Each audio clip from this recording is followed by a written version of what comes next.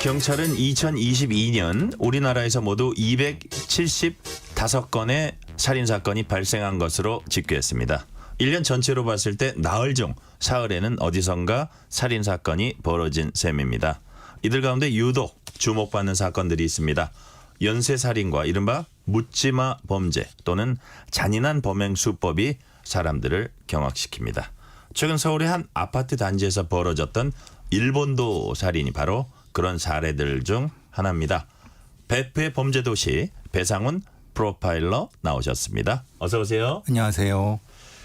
자, 이 사안 잘 모르는 이제 청취자들도 계실 테니까요. 일본도 살인 이 사건 경위부터 좀 간단히 정리를 해주세요.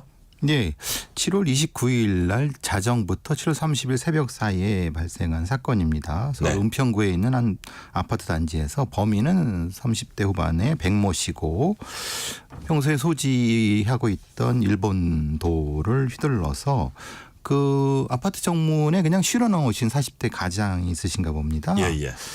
참 안타깝게 그 살해 당하셨는데 그냥 뭐 단순하게 담배 피러 나왔다가 참변을 당하신 거고요. 이 백 씨는 1일 날 구속이 됐고 본인은 심신미약이 아니다. 뭐 멀쩡하다. 미안하지 않다. 이렇게 미안하지 않다. 예, 미안하지 않다고 했습니다. 예. 그러고 뭐 특정한 뭐 중국 스파이 얘기도 하고 뭐 귀에 뭐 있고 뭐 이런 해괴하고 황당한 망상적 얘기를 해갖고 그 저희 진이 혹은 심신미약 여부가 지금 귀추가 주목되는 예. 상황입니다. 그 이제 한밤중에 그 담배 한 대 피러 나가셨나 봐요. 이분이 40대 그 피해자분. 가장, 예. 피해자분이 또 두 아들을 둔 멀쩡한 가장인데 정말 생각지도 못했던 일을 당했고요. 자, 제가 이제 그래서 이제 질문 드리려고 합니다. 이번 일본도 살인 유독 세간에 관심 끄는 이유가 아무래도 불특정 대중을 상대로 벌어진 이제 범죄라는 점인데 이런 건 전혀 예상할 수도 없고 또 대비할 수도 없어요. 이른바 묻지마 범죄 나도 어느 순간에 뭐 엘리베이터 탔다가 그냥 당할 수도 있고 정말 이렇게 아파트 화단에 나갔다가 갑자기 당할 수도 있고 이게 나도 언젠가 그걸 당할 수 있다는 게 사람이 두려움이 제일 큰 거 아니겠습니까? 그렇죠. 불특정성, 무차별성 이게 가장 범죄에 있어서 피해자성을 가장 위험하고 예. 공포를 떨게 합니다. 예. 그러니까 뭐 내가 잘못한 건데 갑자기 누군가가 나를 공격했다. 이런 거는 사실은 대단히 예. 위험하지 않습니까? 네네. 이런 두려움이 일종의 전파력이 굉장히 셉니다. 혼자만 느끼는 것이 아니라 다른 사람들이 공유하고 있다는 거. 그러니까요. 이게 더 위험한 거죠. 그 요 건에 있어서 지금 최근에 벌어진 7월 29일 이 사건에 있어서도 어쨌든 눈은 마주쳤나 봐요. 아무래도 그럴 수밖에 없는 게 그렇죠. 그건 왜냐하면은 이 범인이 평소에 하고 다니는 행실이 시비를 계속 걸었다고 합니다. 아이들한테도 시비 걸고 지나가는 사람 하다못해 그 종로에는 외국 공간에 있는 공간 관련된 사람들한테 시비 걸어갖고 공간을 관리하고는 경찰이 신고했던 건도 있었습니다. 그러니까 이 사람은 누구든 시비를 걸려고 했을 것이고 피해자분은 하필 거기에 계신 거예요. 예.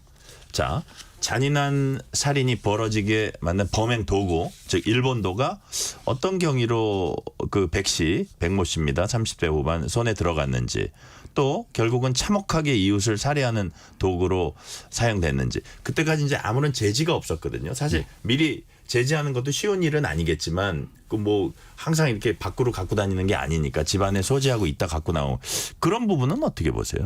일단 우리나라의 청포 도검류에 관한 안전관리된 법률상 네. 도검 그러니까 이게 도하고 검이 다르듯이 일본 도를 소지 허가를 받으면 소지할 수 있습니다. 네. 근데 그 목적을 기재해야 되는데 목적이 장식용입니다.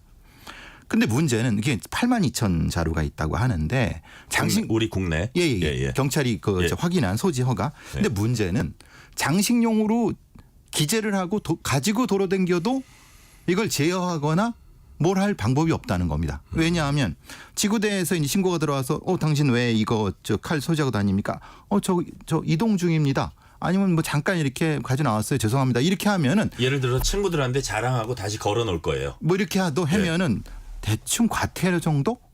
그러니까 이게 처벌받는 사례가 없거나 아주 적기 때문에 이런 어떤 그걸 제재해야 된다는 생각이 없었던 거죠. 사실 이 범인도 이전에 이걸 가지고 아이들하고 칼싸움하자 이렇게 장난식으로 했다는데 아이들이 무서워서 도망가고 이게 몇 번의 그런 게 있었죠. 아이들하고 칼싸움하자 그랬대요. 예. 그러니까 사실 아이들 똑똑했네. 그렇죠. 어떻게 보면. 빨리 그죠? 도망간 게 맞았죠. 빨리 도망을 잘 갔네요. 그래서 이게 일본도가 이 사람 위험한 사람한테 들어가게 된 경위를 철저히 밝혀서 거기에 대한 대응을 하는 것도 중요하다고 생각합니다. 네네. 야 그렇군요. 이게 그런 애매한 점이 있군요. 일본들 그렇다고 그걸 과도하게 또 규제하는 것도 쉬운 게 아니고 그렇죠. 예. 구속된 백모 씨는 영장 심사 때 아까 저 프로파일러님이 조금 말씀하신 부분인데 심신미약 아니다. 멀쩡한 정신으로 범행을 저질렀다고 했습니다. 동시에 중국 스파이 얘기 비롯해서 두서없는 발언하는 장면도 이제 눈에 띄었다고 하고요. 실제 경찰 조사 결과 정신병력은 없어요. 마약 검사도 음성으로 나왔고요. 일각에선 이상동기 범죄라는 말 나옵니다. 백 씨의 살해 동기 우리 프로파일러님은 어떻게 보고 계세요? 그 전해 작년에 대기업에서 퇴사를 어떤 이유인지 모르지만 하여튼 퇴사를 했고요. 예. 퇴사한 후에 올해 초 1월에 이제 소지를 그 일본도로 소지했다고 합니다. 이게 지금 누가 봐도 지금 상태는 정신적으로 사실은 좀 횡설수설하는데 작년부터 얼마나 빠르게 이렇게 바뀌었는지를 모르겠어요. 그러니까 악화됐는지. 예. 보통의 경우는 이제 조현병, 의증부터 시작하는 심리적 스트레스 상황이 네. 시작됐을 거라고 생각하는데 실제로 병원에 가지 않으면은 정신병력이 생기지 않죠. 왜냐하면 이 사람이 정신이 이상해도 병원에 안 가면 병력은 없는 거예요. 확인할 수가 없기 때문에 예. 우리는 정신보건을 지역사회가 맡는다고 하지만 지역사회 중추는 의료기관이지 네. 지역사회가 그건 감당하지 않거든요. 그러니까 이 부분에 있어서는 분명히 뭔가 뚫렸다. 그러니까 말하자면은 다 이전의 사건에 신림동 사건도 그렇고 이전 사건에서도 분명히 정신적으로 저기 이웃을 괴롭히는 어태가 나타나는데 정신병력은 없다. 그러니까 급격한 형태의 정신적인 어떤 그 트라우마가 존재하는 사람은 맞다. 그런데 검출은 되지 않는다. 자, 요 대목에서 우리가 짚고 넘어갈 점이 바로 전조가 없었냐. 전조. 이번 일본도 살인 사건도 발생 전에 한 7번 정도 112 신고가 들어갔대요. 아마 모르긴 몰라도 아까 말씀하신 애들하고 칼싸움 한번 해보자. 이것도 그 중에 하나 있었을 것 같아요. 예, 그렇죠. 그렇다면 사실 모든 강력범죄는 발생 전에 우리가 캐치 못할 수는 있지만 반드시 그 전조 현상이 있을 겁니다. 그렇죠. 실제로 대부분이 그렇다고 봐야죠. 그럼요. 최소한 거의 모든 사건을 그 연구했던 연구 결과에 의하면요. 예. 반드시 2-3번 정도의 어떤 체크 포인트가 있었다고 합니다. 그게 주변에서 체크가 됐던 경찰에 체크가 됐던 이 사건도 1일기에 7번이 신고됐고 3번은 자기가 신고한 겁니다. 아 그래요? 예. 그리고 네 번 중에 2번은 공간 경비 경찰이 한 거고 하나는 거기 놀이터에 그 아이들이 예. 그러니까 아까 그 칼싸움 그 얘기요? 얘기도 됐고 그러니까 지금 7번이나 무려 7번 했는데 그 2번은 경찰인데. 경찰인다 했는데 그게 축적되지 않는다는 거예요. A란 사람이 그러니까 그게 당사자건 자기가 신고했건 신원이 돼 갖고 됐으면은 예. 그 사람이 뭔가 이상하다라고 하면은 그걸 판단을 왜냐하면 이 사람은 경찰청 도검 DB에 있어요. 왜냐하면 소적을 받았으니까. 예. 그렇죠. 이 위험한 걸 가지고 있는 사람인데 그런데 여기서 이상한 행동을 하고 다닌다는 게 있으면 도검 DB랑 킥스가 연동이 돼서 뭐가 경보가 울려야지 맞는 거 아니겠어요? 그렇죠. 근데 우리는 이게 연동이 안 됩니다. 거기에 문제가 있군요. 문제가 있는 겁니다. 예. 그러니까 말하자면 신림동의 조선이라든가 최원종 이런 범인들도 사실은 경찰에 체크가 몇 번 됐는데 그게 이전의 전력과 연동이 안 되기 때문에 여기에 출동한 경찰은 자기 사건만 해결하고 맙니다.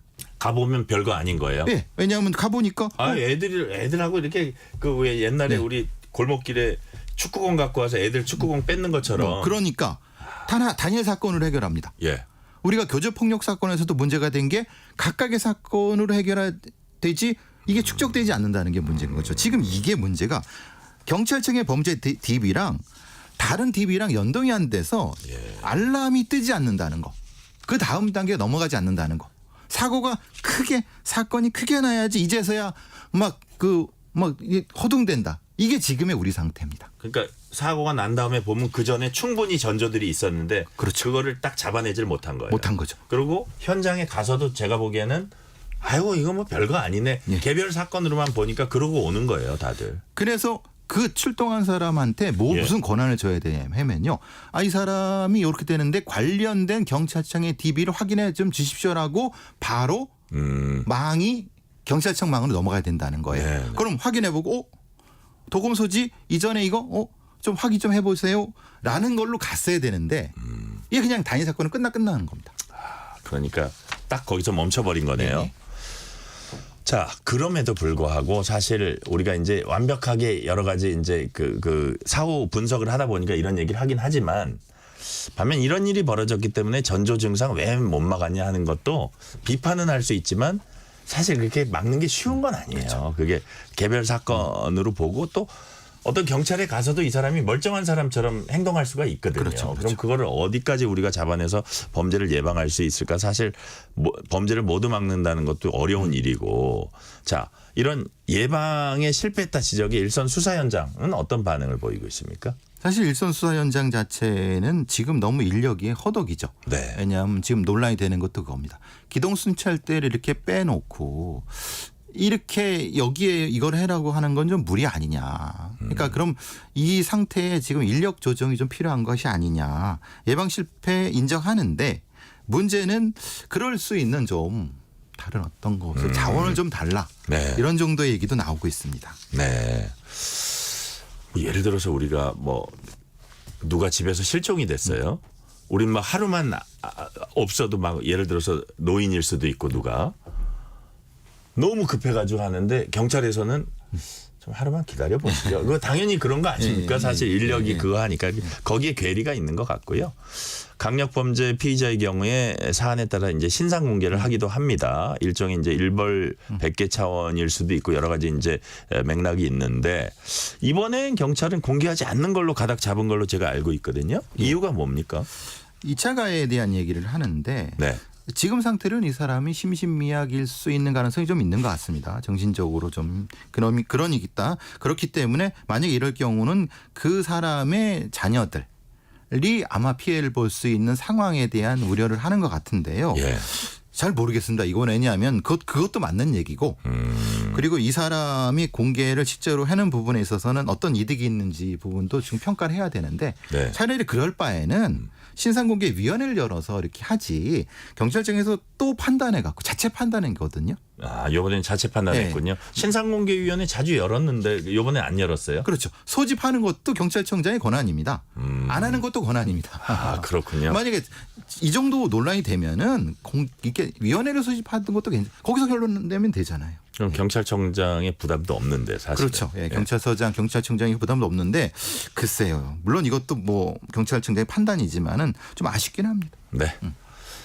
자, 제도적 미비점 없었나 이런 부분 계속 말씀을 나눠가고 있습니다. 저희는 지금 배상훈 프로파일러와 말씀 나누고 있습니다. 일본도 살인 사건에 집중해서 지금 말씀 나누고 있는데요. 이번 범행에 사용된 흉기는 일반적인 가정이나 식당에서 쓰는 게 아닙니다. 근데 이제 사냥총, 사냥용 총 이런 거는 사실 경찰서에 맡겨놨다가 영치한다 그러죠. 그죠? 예. 영치했다가 사냥철에 내가 이거 좀 써야겠다 하면 갖고 가니까 사실 그거 갖고 어디 가서 함부로 하기는 쉽지 않을 것 같아요. 심리적으로도. GPS도 달려 있죠. 다 달려 있으니까. 자, 근데 도검류는 그렇지 않잖아요. 그거는 예. 소지는 개인이 하게 돼 있습니다. 그러니까요. 그러니까 장신용으로 집에 걸어놓거나 예. 그렇게 한다고 하고 이렇게 한 거죠. 그러니까 사실 치명적인 건 마찬가지인데. 그렇죠. 예. 하나는 그 경찰서에 영치를 해놓고 도검류는 각자 자율로 이제 가질 수 있게 해놓은 거네요. 그렇죠. 그래서 문제 조금 이제 이 법적인 변환이 필요하다라는 네. 건데 문제는 이거에 대한 소지 허가를 갱신하지 않는다는 겁니다. 왜냐하면 총기류는 3년에 한 번씩 갱신을 하거든요. 네네. 그럼 이것도 한번 2년이든 3년이든 5년이든 갱신을 해야지. 왜냐하면 작년에 사실은 조금 괜찮은 사람이 올해 좀 다른 어떤 스트레스 때문에 정신적으로 문제가 있을 수 있거든요. 근데 계속 그건 갖고 있어요. 그냥 가지고 위험한 있으니까. 흉기는. 예. 이게 문제 아니냐라고 하는 거죠. 그러니까 저거 도금은 소지를 평생 한번 받으면은 갱신 허가가 필요 없다고 하는 게 이게 문제가 있는 것이 아니냐. 그리고 그렇다면 불시 점검을 해야 되는데 예, 예. 이 도검에 날을 세워준단 말입니다. 지금 사실 이게 날이 없어야 되는 거거든요. 예, 예. 일본도에. 예. 날이 10%잖아요. 예. 그럼 누가 세웠을까요? 이걸 누가 세웠을까요? 이것도 사실은 이 사건의 수사의 핵심적입니다. 제가 들은 바에 의하면은 사실은 이거를 이렇게 해주는 브로커가 일부 있다는 얘기는 들었습니다. 나를 세워줘요. 예. 근데 본래 살 때는 그렇지가 않아요. 왜냐하면 장식용이니까 나를 이렇게 날카롭게 해놓을 필요가 없는 이유가 건데. 없죠. 예.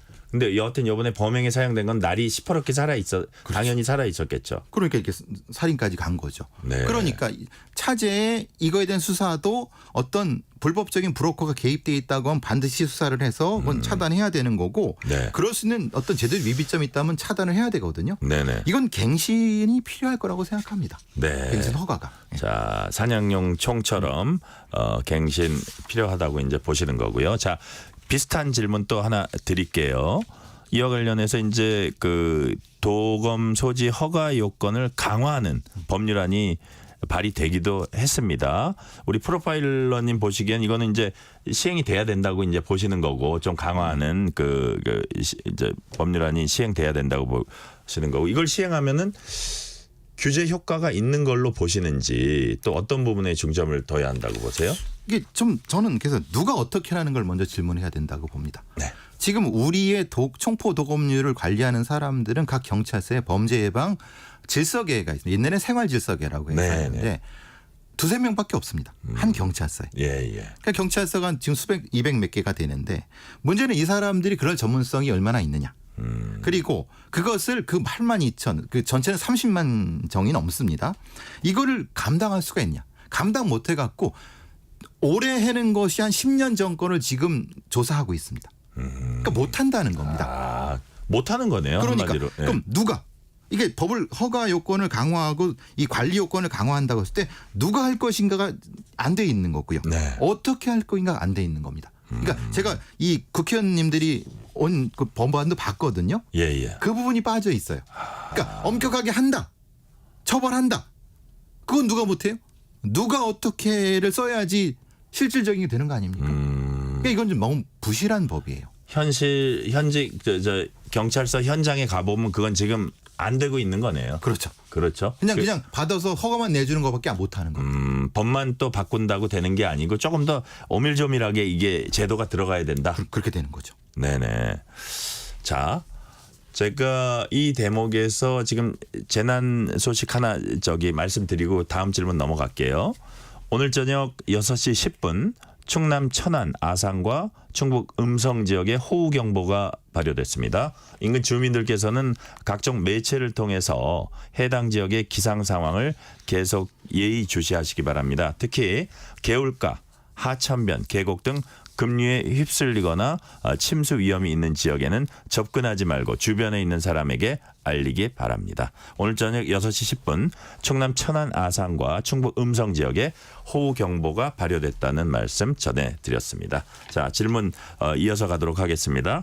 자, 이와 관련해서 총기 사용이 합법화된 미국에선 부적격자를 가려내는 방법이 조금 더 활성화되고 전문화돼 있다 이렇게 들었거든요. 우리보다 훨씬 많은 사실 강력범죄가 총기 때문에 발생하는 곳이기 때문에 그런 엄격하게 측면에서 좀 검토해 볼 만하다 이런 생각도 드는데 이게 부적격자 가려는데 이거 어떻게 안 되는 거예요? 단순히 정신과 의사에 대한 판정이 아니라 네. 그의 범죄성, 범죄 위험성까지 지표를 만들어서 네. 그 지표의 점수에 들어가면 들어가지 않는 이거를 판단한다는 거죠. 예. 지금은 정신과 의사분들한테 이 판단을 맡기는데 사실은 그분들이 정신과 의사지 이게 내 범죄를 그것까지도 이분들한테 부과하기는 너무 힘듭니다. 그렇죠. 말하자면 그분이 적어도 이제 그분들의 전문성을 무시하는 건 아닌데 적어도 이 사람이 이 애매한 경계에 있는 사람을 총기를 주고 말고에 대한 판단을 왜 정신과 의사들한테 부담을 맡기냐 이 말입니다. 그러니까 그렇죠. 그러면 아예 경찰청 내에 이런 위원회를 두거나 아니면 그 전문가를 거기서 둬서 그들이 판단하게 하는 게 맞는 거지. 경찰청 내에 그분들을 채용을 하는 거예요. 채용할 수도 있고 아니면 네. 위탁을 할 수도 있고 해야 되는 건데 그러니까 이런 총기 소지 허가에 대한 전문 의사 선생님 모시면 된다는 겁니다. 네. 근데 지금은 그냥 아무 죄송합니다. 어떤 형태의 그냥 정식 의사의 그것만 있으면 되니까 그게 너무 허술하다는 거예요. 근데 미국의 이 총기 서가는 그렇지 않거든요. 네네. 이렇게 개정돼서 업데이트 된다는 겁니다. 아, 그렇군요. 자, 개정돼서 업데이트된다. 자, 보다 심각한 건 명확한 동기가 불분명한 살인 사건이 있다는 점입니다. 아까 우리가 불특정 다수를 그러니까 불특정 대상이죠. 그렇죠. 그러니까 무차별 불특정. 예, 전혀 모르는 어떤 의도를 갖고 있다기보다는 막 충동에 의해서 거기에 그 자리에 있었다는 이유만으로 지금 당한 거거든요. 지난 2일엔 서울 숭례문 인근 지하 보도에서 60대 환경미화원을 흉기로 살해한 70대 남성 노숙자가 긴급 체포됐습니다. 비슷한 일들이 꽤 많은 것 같아요. 이게 좀 이렇게 사람들의 뭐 민심 동요라는 말까지 좀 심하지만 되게 불안해지지 않습니까? 이게 뭐 지하철역도 우리가 다녀야 되는데. 왜냐하면 이런 큰 사건들은 어떤 일종의 모방 범죄가 분명히 나타납니다. 네네. 그리고 그것이 스트레스 상황이 나타났을 때 본인이 가지고 있는 흉기를 사용합니다. 이 사람도 소지하고 흉기가 많았다고 합니다. 이거 하필 또 가위를 가지고 있어서 사실 이 60대 피해자분은 아무런 관련이 없습니다. 이분은 청소를 하시기 위해서 그거 좀 비켜달라고 한 거를 이 사람은 그걸 공격성으로 느낀 거죠. 그 노숙자가. 그렇죠. 70대 노숙자가. 그렇죠. 그것 하필 또 도움을 받을 수 없는 새벽 5시에. 그러니까 이게 공간과 사람이 사실은 적절하지 않았죠. 그냥 하필 그분이 그때 거기 계셨고 그러니까 이런 형태의 부분에 대해서는 분명히 사전 체크가 필요했던 거죠. 왜냐하면 이 사람도 이 범인도 계속 가지고 다녔어요. 그럼 분명히 어딘가는 체크가 됐을 거거든요. 그럼 그 흉기를 뺏었거나 압수를 했어야 되는 거죠. 근데 어쨌든 이 70대 남성 노숙자도 그거를 계속 소지하고 있었다는 게 확인이 된 거네요. 확인되고 압수를 했습니다. 아, 그 사건 이후에야? 예. 야, 그러니까요. 이게 우리가 지금 그 프로파일러님 얘기 들어보니까 계속 어떤 그 사전 징후라든지 전조라든지 이걸 체크하는 시스템 이게 되게 중요하다는 우리는 생각이 그게 들고요. 너무 부족합니다. 그러니까요. 제가 마지막으로 질문 하나 드릴게요. 자, 강력 범죄를 뭐 원천 근절하는 거는 불가능하다고 하더라도 그렇지만 우리가 그걸 최소화할 수 있게 대책을 세워야 되는데 두 가지로 크게 나눠보면 1번 처벌 강화를 통한 일벌 100개가 있고 2번은 전반적 치안 상황을 개선해서 예방 노력을 강화하는 게 있고 자 어느 쪽에 뭐 두 가지를 다 병행은 해야겠지만 어느 쪽에 좀 그 치중하면 중점을 두면 더 효과적일까요? 미국은 1번에 중점을 둡니다. 아 예. 무조건 형량을 높여야 합니다. 네. 근데 많이 실패하고 있죠. 북유럽 나라들은 2번 쪽에 많이 갑니다. 아 그래요. 그런데 거기도 많이 실패하고 있습니다. 그게 얼마나 어려운 문제예요. 그래서 저는 1번 가면 같이 나가야 되는데 우리는 처벌도 중요하지만은 예방 노력이 더 시스템적인 예방 노력을 좀 더 가야 된다. 네. 우리의 법이 그렇게 약하지 않습니다. 그런데 그걸 제대로 적용하지 않고 적용돼도 사실은 빠질 구멍이 많다는 거. 그런 촘촘함이 필요하다는 거죠. 자 구멍을 메꿀 수 있는 큰 구멍은 작은 구멍으로 이렇게 메꿀 수 있는 그런 촘촘함이 필요하다. 여기까지 말씀 듣겠습니다. 지금까지 배상훈 프로파일러였습니다. 말씀 감사합니다. 감사합니다. 실시간 교통정보 듣고 오겠습니다. 라디오 교통정보센터 공인혜 리포터 나와주세요. 네, 이 시각 교통정보입니다.